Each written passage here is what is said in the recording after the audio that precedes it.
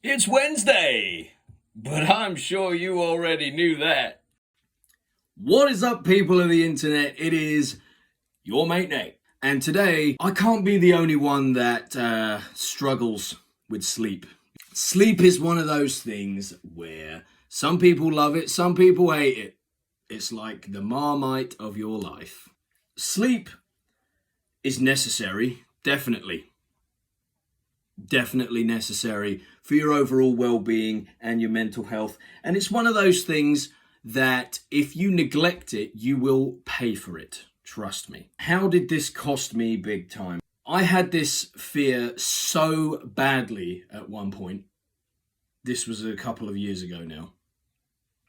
I had this fear so badly that I didn't sleep for 72 hours.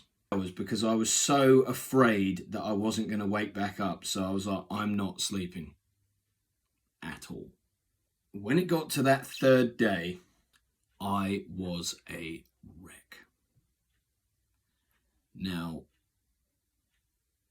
I like to make jokes to sort of ease the tension of touchy subjects that I'm talking about. But there's no jokes to be had with this because it was serious. I had zero clue how to deal with my problems anymore. I couldn't problem solve whatsoever. I was incredibly emotional, which I'm an emotional person anyway, as you can tell by how I enunciate every word I say and I move my hands around and all sorts of stuff. But yes, I became very tightly wound, and most importantly, I had such a noise going on in my head with all of my thoughts getting jumbled together and tripping over each other. It was like a fucking train station in my head, you know, jostling around, everyone smashing into each other. And that's what my thoughts felt like in my head. And I went out for a walk, which is what my usual thing was to do. Go out for a walk, clear your head, you know, put your music in, focus on your music, clear your head out. And it wasn't working. And I didn't know what to do. And I went back home and I said to my parents, I don't know what to do about this. I think I need to go to hospital to get something because I can't get ahead of what's going on. Because also at the time, this is a story for another day, but at the time I was having withdrawal symptoms from 275 milligrams of metazapine, but that's a story for another day. So I'm going through that. I've got the shakes, hot and cold flushes, and when I say cold, I mean chills. Can't sit still, stuttering like a motherfucker.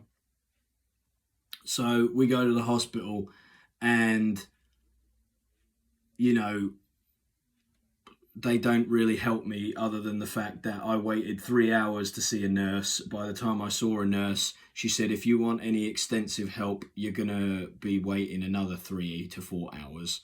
So I was just like, bearing in mind at this point, it must have been about 12 o'clock at night and we're still having to wait another 3 to 4 hours. So I just said, fuck it, let's go. They gave me the number for the rapid response team and I went home and I crashed to bed, just fucking down. And I woke up in the morning and I felt better. So, not to undermine it with just I felt better, but sleep is, you don't realize how important sleep is until you haven't had it for a long time.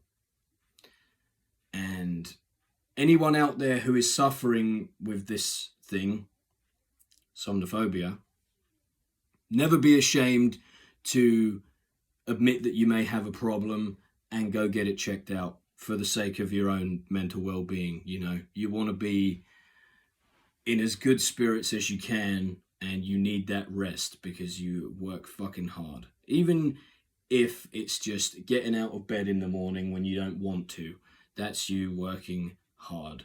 and you need to rest for how hard you work. So that's my story for today. I just thought before I sign off here, I just wanted to say about my schedule for these videos. I'm going to be making videos on Monday, Wednesday, and Friday. So anytime during Tuesday, Thursday, Saturday, or Sunday, you can drop me any recommendations for videos that you want me to make, any things that you want me to add to the green screen back here. As you can see, I've added the initials of me and my good lady. So, yeah. This has been your mate, Nate, and I hope you have a good rest of your week.